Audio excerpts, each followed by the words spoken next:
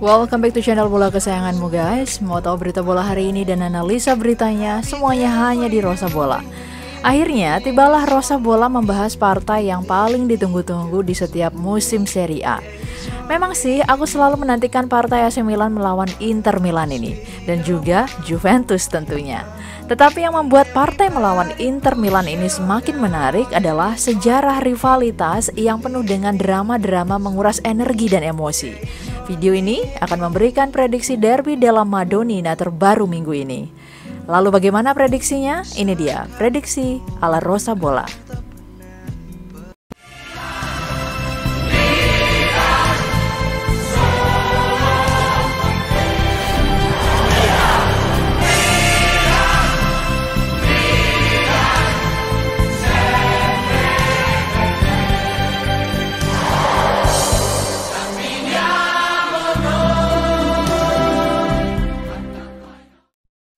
Super Big Match Serie A 2021 akan terjadi sebentar lagi.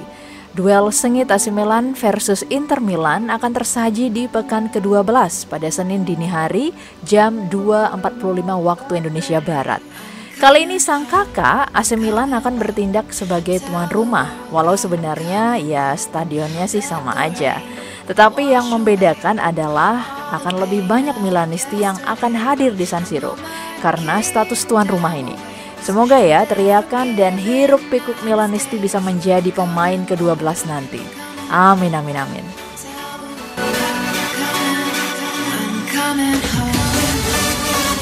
Memang sang adik Inter Milan memiliki modal positif melihat pertandingan terakhir mereka. Inter Milan baru saja mengandaskan perlawanan Sheriff di Liga Champions dengan skor 3-1. Kemenangan ini tentu membuat Inter Milan hampir pasti lolos ke babak 16 besar Liga Champions. Sementara Milan, seperti yang kita tahu, kurang berjodoh dengan UCL musim ini. Milan kembali gagal meraih kemenangan di Liga Champions fase grup setelah ditahan imbang Porto lewat skor 1-1.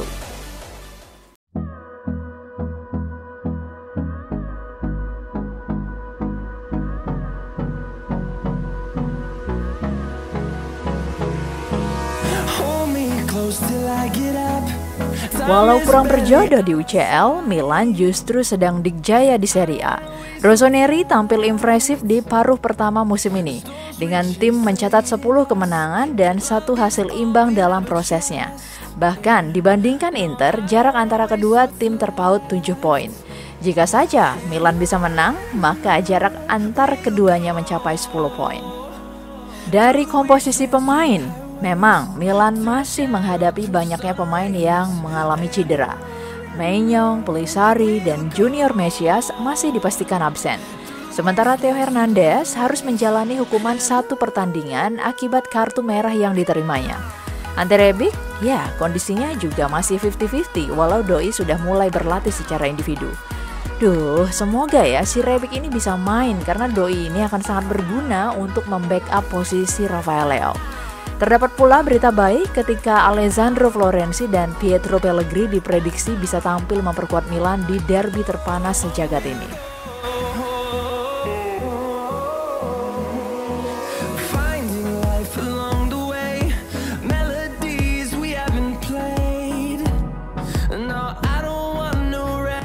Dengan mulai pulihnya beberapa pemain Milan, maka Papioli memiliki banyak pilihan untuk mengisi posisi starter di laga di hari Minggu nanti. Di posisi kiper, Tata Rusano hampir pasti. Nah, kemudian di posisi bek tengah, aku memprediksi duet Simon Kjær dan Fikayo Tomori kembali menjadi duet utama. Apalagi si Simon Kjær ini memang sengaja disimpan saat partai melawan Porto. Dua posisi bek sayap hampir pasti ditempati oleh Davide Calabria dan Fode Ballo-Touré. Semoga si Toure ini bisa mematikan salah satu motor serangan Inter di sayap kanan, Matteo Darmian ataupun Denzel Dumfries.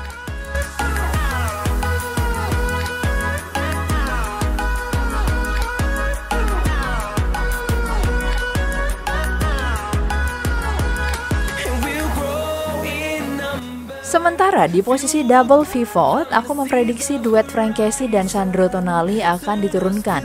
Dengan kekuatan fisik yang baik, mereka diharapkan mampu mengimbangi agresivitas lini tengah Inter Milan yang dimotori oleh mantan rekan mereka sendiri, yakni Hakan Calhanoglu. Salemaker, Brahim Diaz, dan Rafael Leao akan kembali mengisi pos penyerangan sayap dan gelandang serang. Lalu siapakah sang target man? Aku memprediksi Lord Ibra akan dimainkan sejak menit pertama. Lord Ibra memang memiliki rekor bagus saat berjumpa dengan Inter dan di 2 musim terakhir, doi selalu mencetak gol. Apabila si Lord Ibra ini tidak berkembang, barulah si Olivier Giroud yang akan ditampilkan. Sebenarnya kalau melihat komposisi starter ini, hanya 2 posisi yang tidak dihuni pemain inti, yakni posisi kiper dan bek kiri. Seharusnya kekuatan Milan tidak akan terlalu berpengaruh ya dengan absennya 2 pemain inti di posisi tersebut.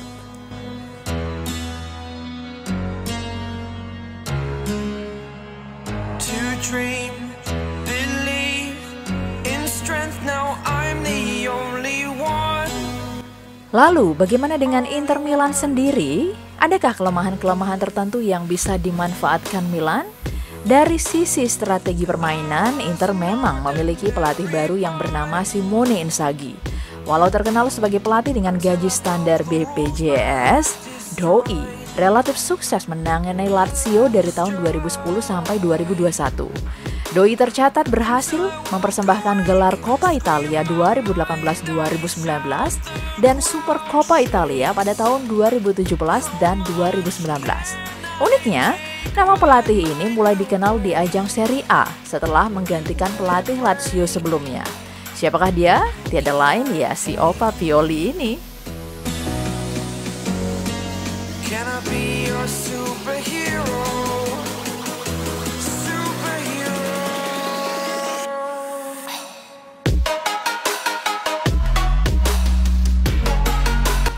Kakak Pippo Inzaghi ini ternyata memiliki kesamaan dengan pelatih Inter sebelumnya, Antonio Conte. 2 pelatih ini merupakan sosok yang begitu fanatik dengan skema 3-5-2. Keberadaan bek sayap menjadi salah satu kunci permainan Inter sejauh ini. Bahkan di posisi ini, Inter memiliki beberapa pemain yang bisa berfungsi sebagai bek sayap. Sebutlah nama-nama Matteo Darmian, Ivan Perisic, Federico Di Marco, dan Denzel Dumfries. Untuk mengamankan daerah pertahanan, maka Inter memiliki 3 bek tengah tinggi besar yang biasa ditempati oleh Skriniar, Stefan De Vrij, dan Alessandro Bastoni. Bahkan, 3 bek tengah ini terkadang difungsikan sebagai target man di situasi bola mati. Sebagai bukti, pencetak gol pertama Inter musim ini adalah Skriniar.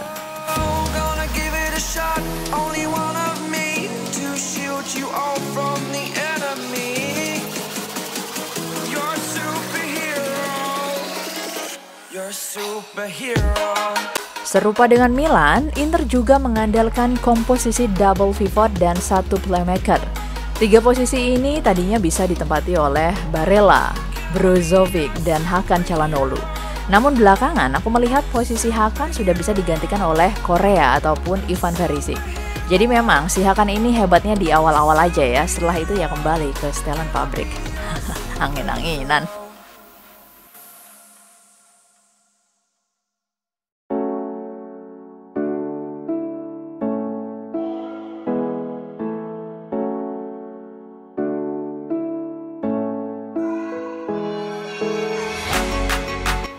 Lalu, adakah cara untuk mengalahkan Inter Milan ini? Tentu ada beberapa cara yang bisa dilakukan pemain-pemain Milan. Yang pertama adalah meredam agresivitas kedua bek sayap Inter. Jadi sekilas, strategi yang dijalankan Inter memang mirip dengan strategi yang biasa diterapkan oleh Atalanta. Saat mengalahkan Atalanta, 2 bek sayap Milan begitu bagus dalam memarking 2 bek sayap Atalanta. Jika hal ini bisa dilakukan lagi, maka Milan memiliki peluang besar untuk menguasai jalannya pertandingan.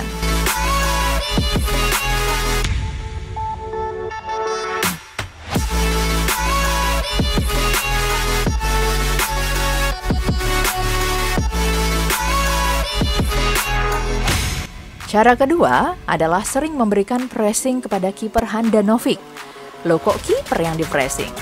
Memang, Inter ini terkenal kerap memanfaatkan kiper senior ini dalam melakukan build-up serangan.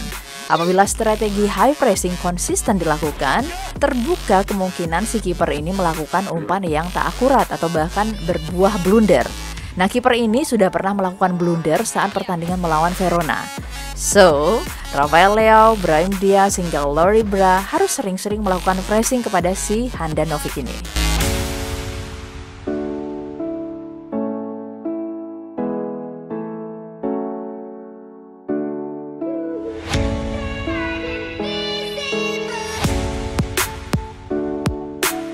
Dari sisi kebugaran fisik, seharusnya Milan memiliki tingkat kebugaran yang lebih baik. Milan notabene tidak melakukan perjalanan karena di pertandingan terakhir, Milan bermain di kandangnya sendiri.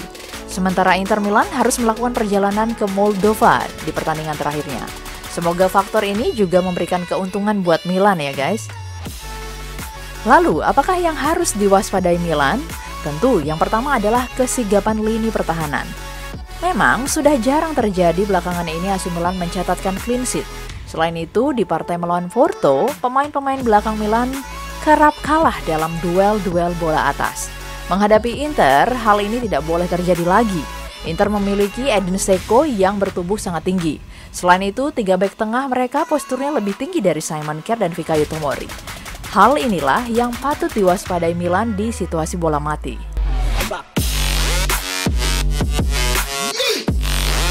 Fode Ballo-Touré juga menjadi kunci. Inter Milan memiliki 2 bek sayap kanan yang begitu agresif, yakni Matteo Darmian dan Denzel Dumfries. Nicolo Barella juga kerap beroperasi di area kiri pertahanan lawan. So, kedisiplinan Ballo-Touré dalam menjaga area pertahanan bisa menjadi kunci dalam meredam agresivitas permainan mereka di area kiri pertahanan Milan.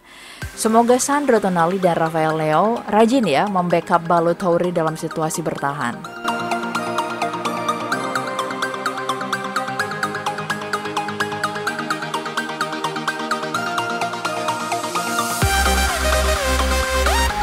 Yang terakhir adalah faktor Tatarusanu. Memang kiper ini penampilan mereka memiliki target man dan back-back tengah dengan postur tinggi menjulang. Ketika back tengah Milan kalah tinggi, maka harapan tertumpu pada Tatarusanu dengan rajin memotong umpan-umpan lambung pemain Inter.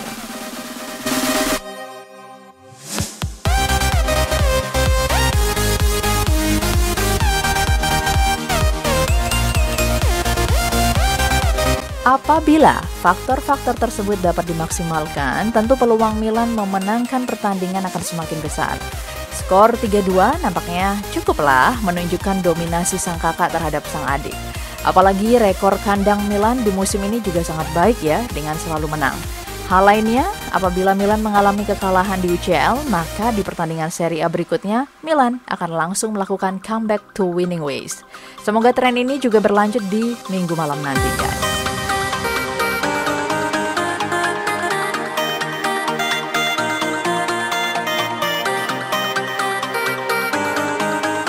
Demikian prediksi tipis-tipisku ya, semoga jarak 10 poin akan tercipta di minggu ini dan Milan mampu melanjutkan tren positifnya di Serie A. Kalau kalian punya info lain soal pertandingan ini, silakan komen di kolom komentar ya. Selamat menyaksikan pertandingan-pertandingan AC Milan di Serie A dan Liga Champions dan nantikan beritanya di channel bola kesayanganmu ini. Jangan lupa follow Instagram dan TikTokku di rosabola81 dan dapatkan info-info seputar AC Milan lainnya dan juga bocoran tentang konten Rosa Bola selanjutnya. Sekali lagi, tetap patuhi protokol kesehatan, stay safe and well everyone. Bye! Thank you banget udah ikutin video-video dari aku. Jangan lupa untuk subscribe, like, comment, dan share. Tentunya jangan lupa juga nyalakan lonceng notifikasinya untuk update video terbaru dari Rosa Bola. See you in the next video. Bye!